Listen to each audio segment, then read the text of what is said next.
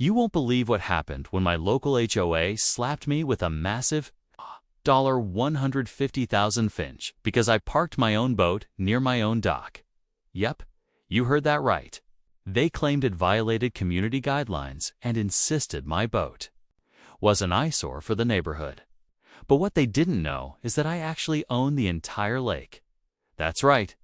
Every drop of water their little fishing club depends on. It's mine. And things took a wild turn once I decided to use that power. It started off with a few warning letters tucked into my mailbox, those typical HOA notices with a threatening tone and zero understanding. At first, I laughed it off. I figured it was a mistake, something that could be cleared up with a phone call or a meeting. But then the fine notice came, and it wasn't funny anymore. They really thought they had the upper hand. They thought they could bully me into compliance like they do with everyone else in the neighborhood. What they didn't realize is that I've held the deed to this lake for years, long before the HOA even existed. And the best part? It's that same lake is where they hold their weekly fishing events, host their fundraisers, and run their HOA-sponsored recreational programs. So when they doubled down on the fine and threatened legal action, I decided to pull the rug out from under them. Let's just say, when I officially banned their fishing rig and revoked their access to the lake, the look on their faces was priceless. But that's only where it starts. Because now the HOA is scrambling, neighbors are taking sides, and I've got documents that could shift the whole power dynamic in this community. You're going to want to hear what happened next to really understand how wild this all got. Let me give you a little background. I bought this property over a decade ago, quiet spot, surrounded by trees, peaceful water views. What most people don't know is, tucked into the property deal was full ownership of the private lake behind it, not shared rights. Full legal ownership. I honestly never thought I'd have to pull that card. But the HOA formed a few years after I moved in, started acting like they ran the entire community, including the lake. At first, I let it slide. They added some benches near the water, organized a few events, even put up a tiny dock. I figured it kept the neighbors happy and didn't bother me much. Then, this new HOA board came in with a fresh batch of over-the-top rules and a lot of attitude. The kind of people who measure your grass with a ruler and leave notes about your holiday lights being off-themed. I'm not a confrontational person, but I don't like being pushed around either. So when they decided to start enforcing new boating restrictions on a lake they didn't own, had to step back and really think. They tried to argue my boat was too large, unsafe, and not compliant with community appearance standards. Funny thing is, half the board members had their own fishing setups cluttering the shoreline, but none of that seemed to break any rules. When I showed them the original property deed stating I owned the lake, they brushed it off, like I misunderstood something. They didn't know I had the full legal survey, water rights documents, and even county maps backing me up. I knew I had the upper hand, but I didn't make any sudden moves. Instead, I quietly contacted the county and started preparing paperwork. Meanwhile, the HOA kept digging themselves deeper. What happened next really flipped the entire neighborhood upside down. As the days passed, I kept things quiet on my end, but the HOA wasn't backing down. They sent more letters, each more aggressive than the last. One even warned me of possible liens against my property if I didn't pay the $150,000 fine. That's when I realized they weren't just trying to enforce a rule. They were trying to make an example out of me. Maybe they thought I'd cave in like others had before, but they clearly underestimated just how far I was willing to go to defend what was mine. Around this time, word started spreading through the neighborhood. Some of the longtime residents who'd been here before the HOA were curious about the sudden drama. A few even came by to ask why there was talk about the fishing area being temporarily closed. I didn't reveal too much yet, just hinted that things were more complicated than they seemed.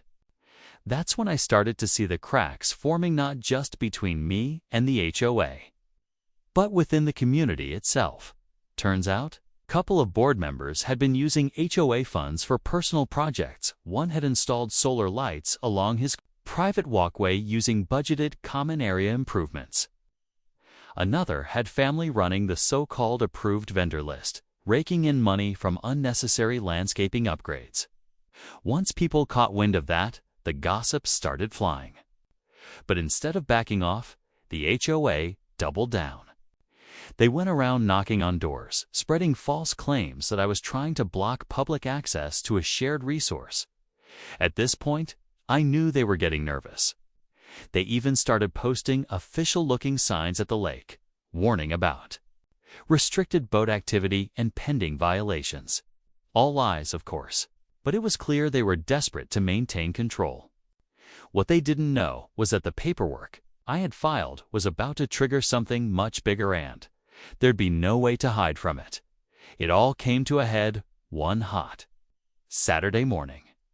I woke up to the sound of voices outside, loud ones. When I looked out my window, I saw a group of HOA board members standing near the lake with clipboards and cameras, pacing back and forth like they were preparing for battle. They had even called in what looked like a private security guy, standing there with sunglasses and crossed arms like he was guarding a bank vault. And right in the middle of it all was a big red sign they were planting near my dock: Lakeview suspended HOA, enforcement in effect. That was the final straw. They had no legal grounds, no ownership of the lake, and no right to touch anything on my property, but they were acting like they ran the whole world. I walked outside, calmly, holding the certified paperwork I'd just received from the county registrar the day before. It confirmed in black and white that I had exclusive ownership of the lake water rights, shoreline, all of it. I didn't say a word yet. I just watched. Neighbors started gathering. Some were confused, others irritated. A few whispered things like, "This is going too far, and can they even do this?" One of the older residents, Mr. Parker, asked if they were shutting down the fishing event scheduled for next weekend. Board member gave him a cold response, saying it was under review due to unauthorized boating activity. The tension in the air was thick. I could tell the HOA knew something wasn't right, but they were too deep into their own story to back out now. I turned and walked back toward the house, not saying a word. Inside, I set the paperwork on the table next to a letter I was about to deliver, one that would change everything they thought they controlled. They had no idea what was about to hit them. Just as I was about to walk out and deliver the letter, I got an unexpected knock at the door. It wasn't a neighbor or a board member. It was a man in a button-down shirt holding a badge from the county zoning office. He introduced himself, calm but firm, and said he was there for a site inspection due to a formal complaint filed by the HOA, apparently. They were now accusing me of building an unauthorized dock extension and altering public shoreline property. That's when it hit me. They were trying to flip the narrative. If they couldn't control the lake, they tried to make it seem like I was the one breaking the law. I invited him in, offered some water, handed over every document I had: maps, county approvals, even photos of the lake before I bought the place. He studied everything carefully and nodded. "This looks solid," he said, "but I still have to write up a report since an official complaint was filed." I could tell he didn't want to be involved in whatever personal drama this was turning into, but protocol was protocol. And that gave the HOA just enough time to make their next move. By that afternoon, the HOA had emailed the entire neighborhood claiming that I was under investigation for property violations and environmental concerns. They even attached old photos of the lake conveniently cropped to make it look like I'd damaged the shoreline. I couldn't believe how far they were willing to go just to protect their power. But that's not even the twist. The next morning, I found a certified envelope on my doorstep. Inside was a legal threat knot from the HOA. but from a private law firm claiming they now represented a lake conservation group with interests in the property, a group I had never heard of. That's when I realized the board had reached outside help, and this was about to get way bigger than a fine or a fishing dock. I stood there with that envelope in my hand, heart pounding, reading through the legal jargon that was clearly designed to scare me. The so-called Lake Conservation Group was demanding immediate cessation of all personal activity on the water, claiming my use of the lake interfered with local ecological interests. But the kicker: the group had only been registered 2 weeks earlier. And guess who filed the paperwork? The K president's brother, a local attorney. They'd created a fake group just to throw legal pressure my way. That was it, I gathered. Everything: ownership documents, zoning approvals, county correspondence. And the fake conservation group registration, and sent it all straight to my real attorney, who wasted no time filing a counterclaim. We also issued a cease and desist to both the HOA and the newly formed group. But we didn't stop there. I also scheduled a community meeting and invited every homeowner to come hear the truth.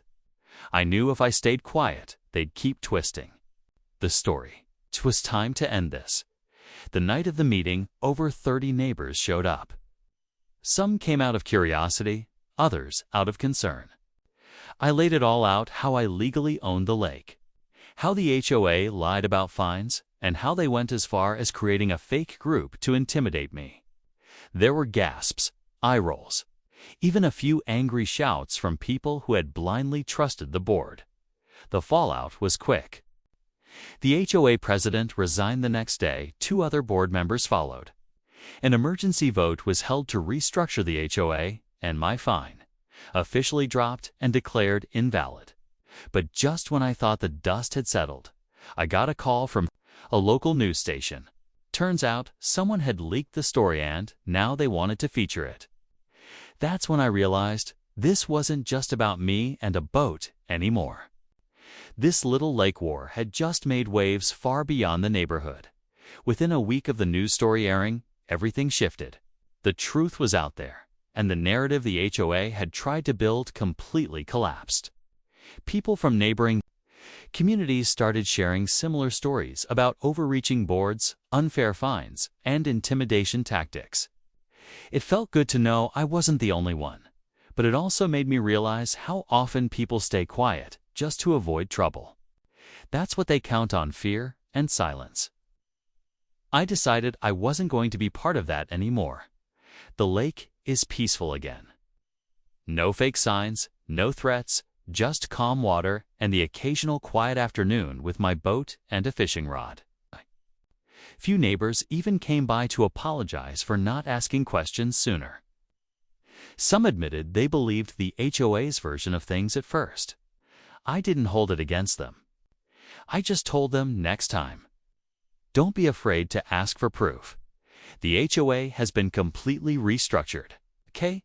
And the new board is actually working with the community instead of ruling over it. They even asked me to be part of the new planning committee.